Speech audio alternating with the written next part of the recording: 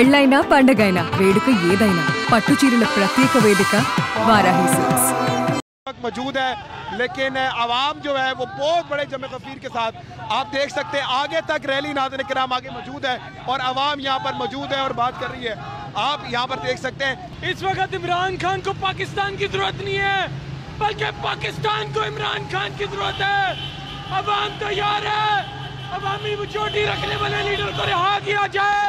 फौरी तौर के ऊपर अवाम निकलेगी, जंग भी जीतेंगे, मुकाबला भी करेंगे, इन्हें बताएंगे भी मुसलमान की ताकत क्या है। 3 मिसाइल गिराए गए, 3 ड्रोन गिराए गए और इसमें नाज़रीन किराम आवाम जो है वो रात को सड़कों पर निकल चुकी है और सड़कों पर निकल के नाज़रीन ఓ పక్క పాక్ భారత్ పై యుద్ధానికి కాలు దువ్వుతుంటే మరో పక్క అక్కడి జనం ప్రభుత్వం పైన తిరగబడుతున్నారు.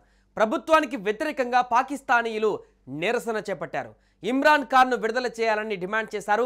ఇమ్రాన్ ఖాన్ ని 2022లో అవిశ్వాస తీర్మానం ద్వారా ప్రధానమంత్రి పదవి నుంచి తప్పించారు. అనంతరం 2023 ఆగస్టులో అవినీతి ఆరోపణలపైన ఆయన్ను అరెస్టు చేశారు. ఈ అరెస్టును ఇమ్రాన్ మద్దతుదారులు తీవ్రంగా వ్యతిరేకించారు. ఇమ్రాన్ ఖాన్ పైన పెట్టిన కేసులన్నీ సైన్యం ఒత్తిడితో రాజకీయ ప్రేరేపితమై మోపినవేనని ఆయన మద్దతుదారులు ఆరోపిస్తున్నారు.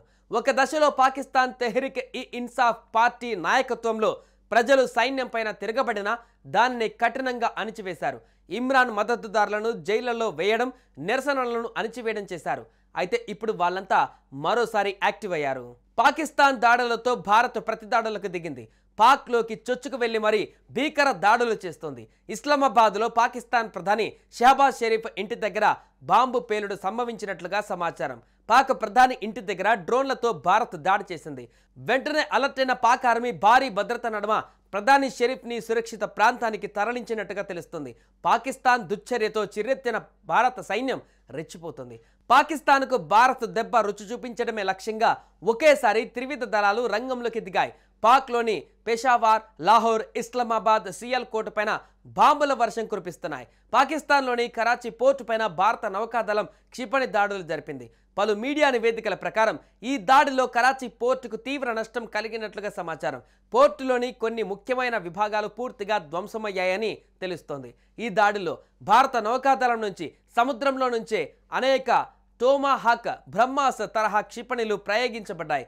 భారత ఇంటెలిజెన్స్ ఏజెన్సీల ద్వారా అందిన ఖచ్చితమైన సమాచారం ఆధారంగా ఈ దాడి ప్రణాళికాబద్ధంగా నిర్వహించబడినట్టుగా సమాచారం.